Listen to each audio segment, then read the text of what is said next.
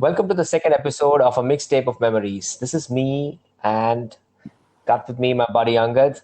This is about us not giving a care about the world by putting our headphones on and listening to some great music that got us through our journey in college, junior college to be very specific. And we are here talking about it, about the cassette revolution, about this Discman revolution that took over our lives and changed it forever, about storing music in various places, sometimes hidden from your parents, sometimes in plain sight. Yeah.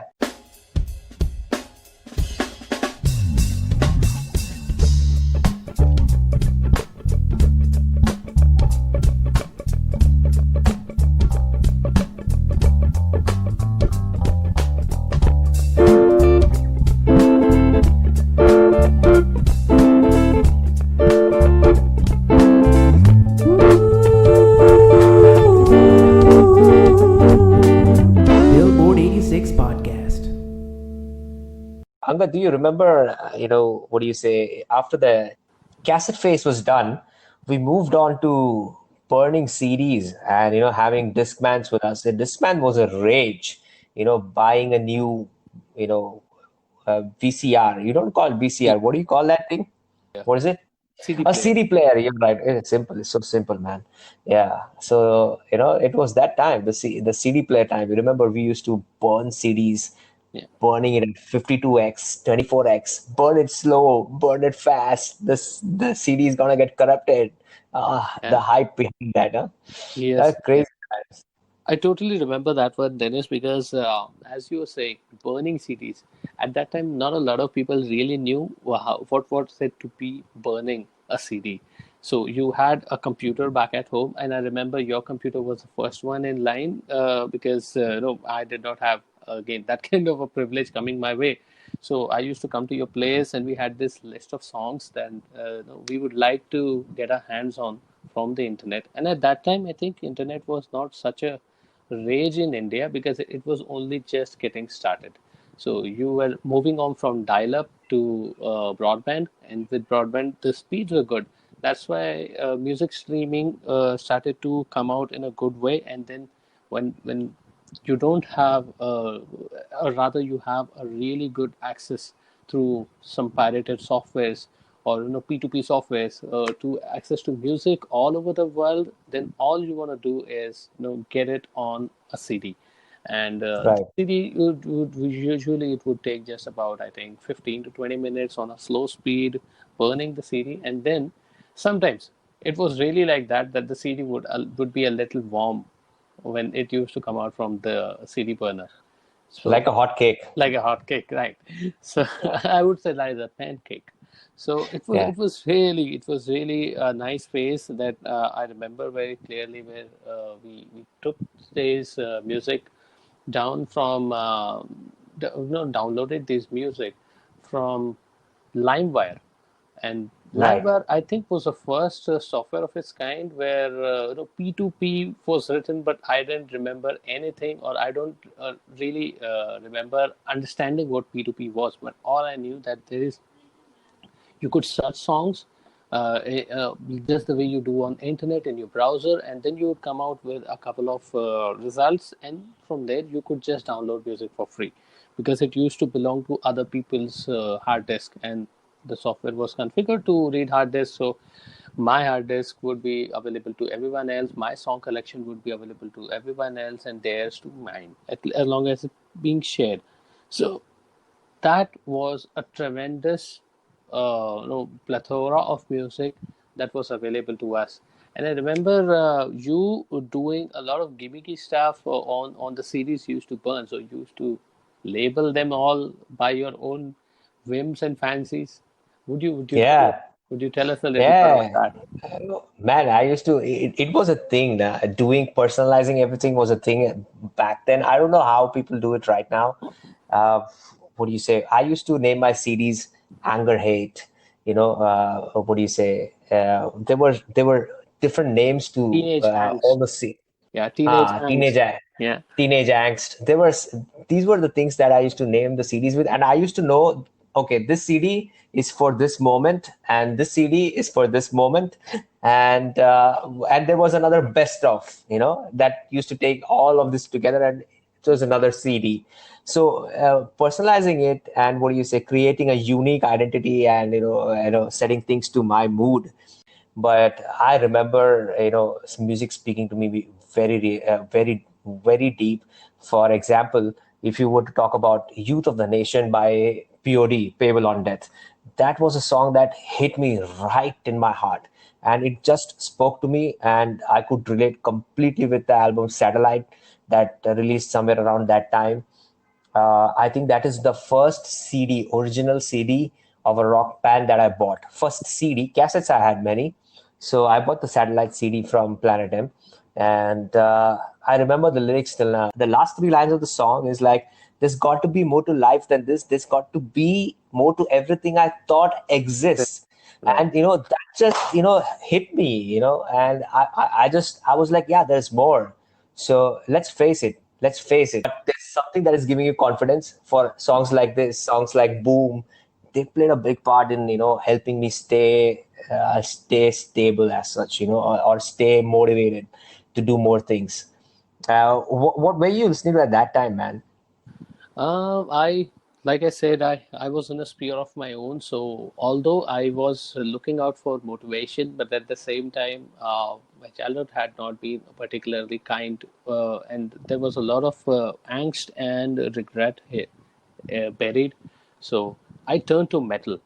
Hmm. From the last episode where we talked about "Take a Look Around" being the first song that I ever heard, and it had such a catchy tune to it because not I would like to tell you at this point that it was the song official theme song for Mission Impossible 2, and I think last year we had Mission Impossible 6, so it's Right. that old, and the tune was catchy and I was instantly hooked. Yes, but at the same time, the more I listened to songs and with LimeWire and all the songs that I was going through, I landed up on Metallica. All no, it was I Disappear in the beginning, but then I Disappear is not really that good of a song according to me. The song that I really got hooked on was Unforgiven 2 by Metallica. And Hmm. to listen to that song, it is really very difficult to understand what the song is about, but at the same time, it's full of regrets. So, while on one hand, when you are saying that some of the songs that you listen to gave you the kind of motivation or gave you the kind of punch to move through the difficult phase of life, I was actually brooding I was actually Hmm. brooding over the difficult phases of my life because I'm that kind of a guy who would like to brood over and try to really think deeper into situations around me. And then I would like to get a real picture of what the whole thing is about, what my life is really about, and how to get through. So everybody have their own coping mechanism, and I think that metal stuck to me.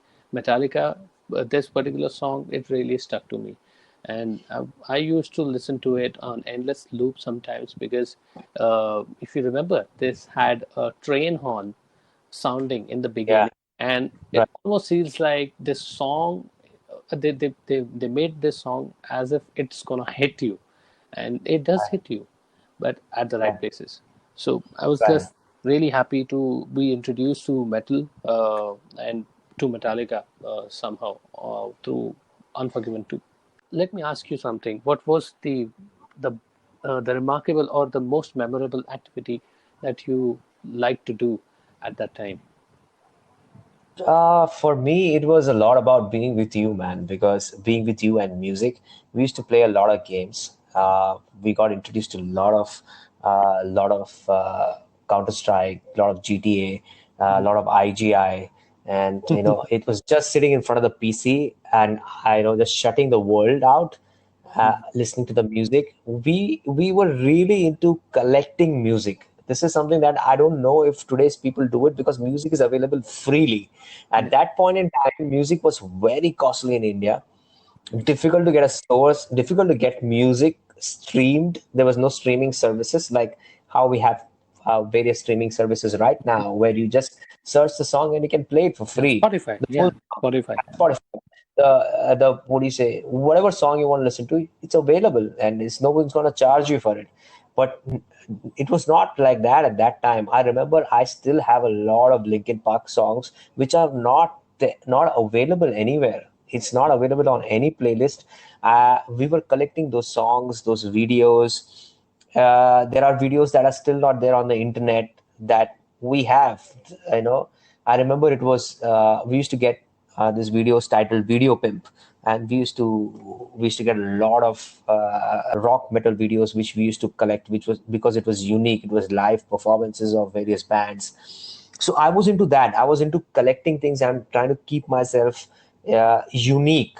This is a phase, by the way, Angad. Like that's very, what do you say, something that I can't really get out of my head, because this is like a music exploding at this time. There is Creed, Creed is releasing at the same time. It's amazing music. My Sacrifice, One Last Breath, Don't Stop Dancing. Wow, it Don't Stop Dancing is something that that still holds me through.